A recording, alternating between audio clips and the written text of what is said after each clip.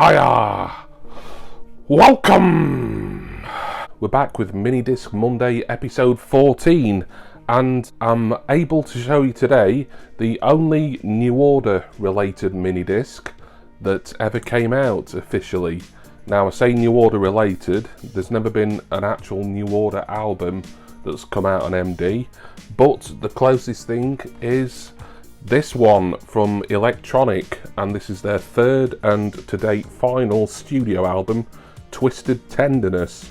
So Electronic, of course, and people will know this from previous videos that I've made, New Order's Bernard Sumner and the Smiths' Johnny Marr, plus numerous collaborators depending on which era, which album it was. This came out in 1999, peaked at number 9 on the UK album chart, I believe, and it was their swan song.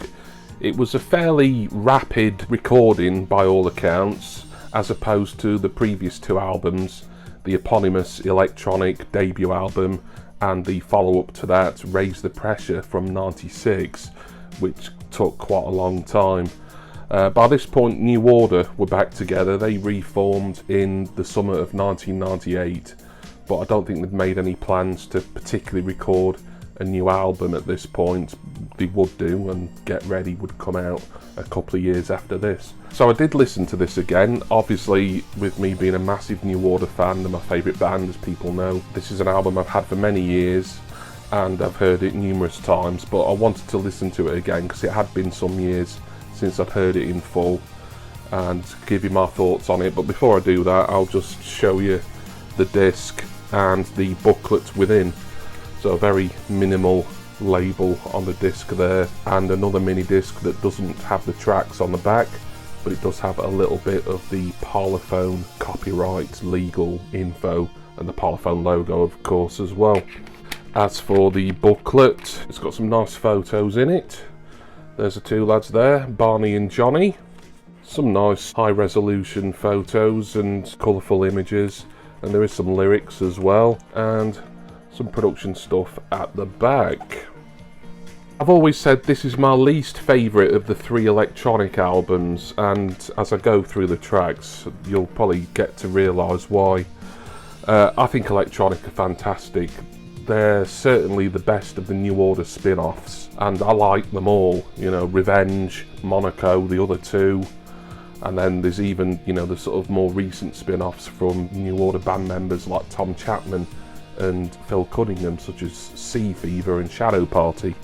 But Electronic, who originally started collaborating kind of unofficially around, I think, 86, 87.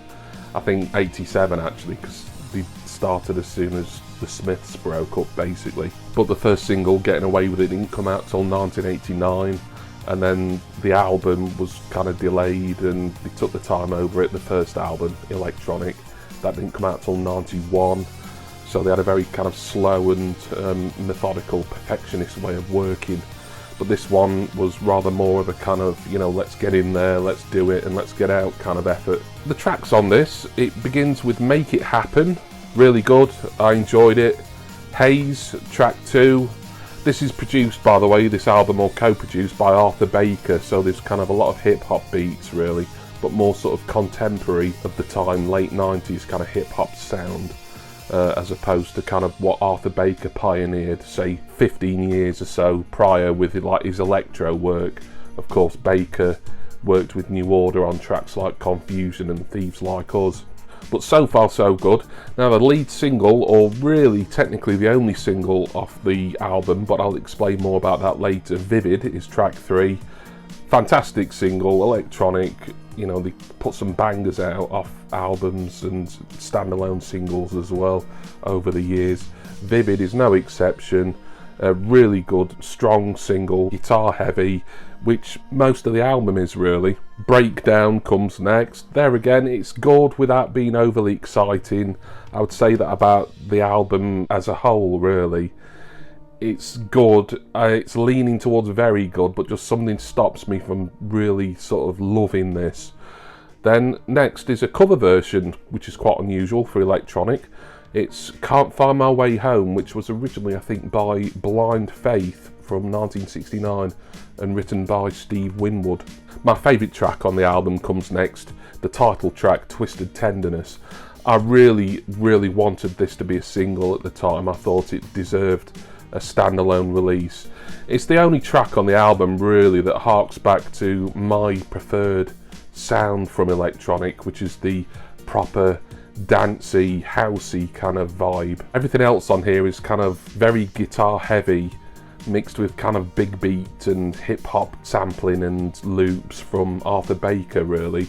Other collaborators on this album, by the way, included on bass Jimmy Goodwin, who was in Sub Sub and the Doves, and Jed Lynch, who was the drummer for Black Grape. But Twisted Tenderness, the title track of the album, is my favourite. It's the best track on the album for me by a long chalk, and one of the best things they've ever done in my opinion. And Like No Other, which is a great song, nice follow-up really, but we're going back to the more guitar oriented with maybe a little bit of electronica in the background, which is kind of the case for the majority of the album, to be honest. Then Late at Night, which originally was meant to be the lead single from the album, then they changed their mind and released Vivid as the lead single. Then Late at Night was meant to be the follow-up to Vivid, and it was pressed on CD, 12-inch vinyl, but it was withdrawn from most shops, I think due to the sample that hadn't been cleared or something like that. It's a shame because it's one of my top 3 tracks on this album, to be honest. Prodigal Son, which is kind of like, for me, electronic sort of ode to Primal Scream, or certainly Screamadelica era Primal Scream, although it kind of changes gear towards the end and becomes more kind of standard indie rock, but it's very sort of Screamadelica sounding to me, that. When She's Gone is the penultimate track, number 10. Very good again, and excellent song to finish with. Another standout on the album for me is Flicker. A revolution in a looking glass. I've got to get this problem off my chest. I'm sick and tired of being like the rest. I'll rearrange my credibility. Razor for a restless sea. Don't have to doubt me. What's come over you? Won't you forgive me? What are you gonna do? Don't have to doubt me. What's come over you? Won't you forgive me? What are you gonna do? What will you do?